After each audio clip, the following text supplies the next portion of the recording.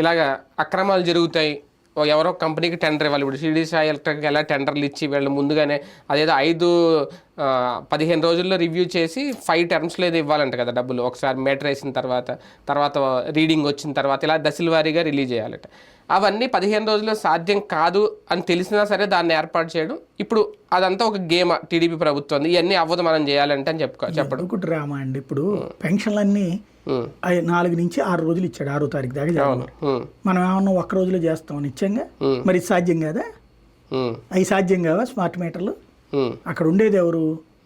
ప్రతి 100 ఏళ్లకి ఒక బిల్లు ఇతను అన్నాడు కదా, అతనే కదా, అతనికి అప్పచెప్తే సరిపోతుంది కదా. మీటర్ వచ్చి పెడతారు, పెట్టిన తర్వాత బిల్లు చెక్ చేసే అతను 15 రోజుల్లో వస్తాడు. అందరిలోకి వచ్చాడు కదా, దానికి ఇంకేం పెద్ద నెట్వర్క్ కావాలి? దానికి ఎందుకు సాధ్యం కాదు నాకు అర్థం కాలే. మనుషులు లేరా దానికి? కరెంట్ డిపార్ట్మెంట్ ఏఈలు డిఈలు రానక్కర్లా దానికి.